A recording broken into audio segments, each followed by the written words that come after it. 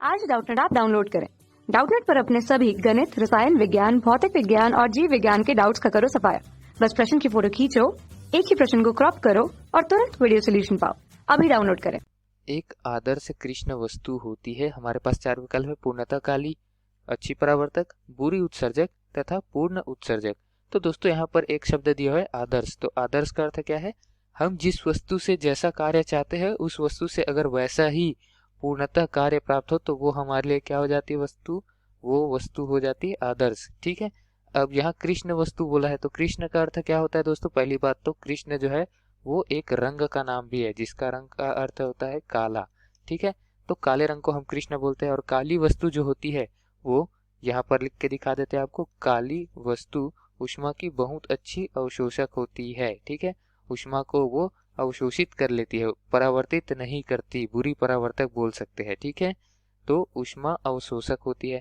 अब उसके पश्चात हम विकल्प में काला रंग भी दिया गया है तो वहां बढ़ने से पहले हम यहाँ पर ध्यान दे देते हैं दोस्तों कि आदर्श कृष्ण वस्तु क्यों बोला हुआ है? क्योंकि आदर्श ऊष्मा अवशोषण हमको चाहिए, मतलब पूरी तरीके से ऊष्मा का अवशोषण चाहिए। जैसे ये काली वस्तु कृष्ण लिखा हुआ था उसको मैं यहाँ पर लिख देता हूँ कृष्ण वस्तु और सामने लगा देता हूँ आदर्श। तो यहाँ क्या लिखा था दोस्तों? ऊष्मा अवशोषक। अब आदर्श लग गया मतलब क्या है कि हमको पूर्ण तरीके से ऊष्मा अवशोषक चाहिए। तो क्या लिख सकते हैं? पूर्ण ऊष्मा अवशोषक। तो आदर्श कृष्ण वस्तु जो रहनी चाहिए उसका फंक्शन मतलब उसका कार्य जो है वो पूर्ण होना चाहिए। उसके रंग से हमको कोई मतलब नहीं है। ठीक। तो हमारा कार्य जो है वो हमको मिलना चाहिए। हमारा कार्य क्या है? ऊष्मा का पूर्ण अवशोषक। ठीक है। तो दोस्तों यहाँ पर पूर्ण उत्सर्जक, अच्छी परावर्तक, पूर्णतः काली और बुरी उत्सर्जक ऐसा कुछ लिखा हुआ है। तो पहली बात तो बुरी उत्सर्जक यहाँ से हट गई और बात आ गई बी की। तो बी क्या लिखा है? अच्छी परावर्तक। तो दोस्तों जो परावर्तित करती है वो क्या? जैसे कि यहाँ पर एक सतह में मान लूं, अब यहाँ जो भी ऊष्मा आएगी उसका परावर्तित करती है, मतलब उसका अवशोषण नहीं करती। ठीक है। तो बुरी उत्सर्जक जो लिखे वो तो गलत हो ही गया था। अच्छी परावर्तक भी गलत हो जाएगा क्योंकि इसमें अवशोषण नहीं कर रही है। लेकिन आदर्श कृष्ण जो है वो पूर्ण अवशोषण कर रही है। तो इस तरीके से बी भी गलत हो गया। अब ए बोला है पूर्णतः काली, तो ए बचा है और डी बचा है पूर्ण उत्सर्जक। तो दोस्तों पहले डी देख लेते। पूर्ण उत्सर्जक क्या होता है? जो पूर्ण ऊष्मा अवशोषित करता है वो उत्सर्जित भी करेगा। ठीक है।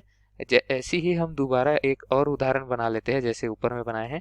ठीक। ये मैं ले लेता हूँ एक सतह। अब यहाँ पर जितनी ऊष्मा आएगी उसका ये अवशोषित करेगा। ठीक है। तो सारी ऊष्मा अंदर तो रख नहीं सकता अपने, तो वो सारी ऊष्मा का क्या करेगा दोस्तों? दूसरे पक्ष में उत्सर्जन भी कर देगा। ठीक है। ये नहीं कि उसी सतह पर वो उत्सर्जन कर दे, उसको हम परावर्तन बोलते हैं। ठीक है। तो ऐसा नहीं होगा। ये क्या होगा? दूसरी सतह पर उसका उत्सर्जक भी करेगा, मतलब ऊष्मा का बहुत अच्छी तरीके से स्थानांतरित करेगा। तो पूर्ण उत्सर्जक हम उसको कह सकते हैं। ठीक है। विकल्प डी हमारा सही उत्तर है। अब बात कर लेते हैं विकल्प ए का। तो विकल्प ए में पूर्णतः काली बोला गया है। तो जरूरी नहीं है कि पूर्णतः काली हो।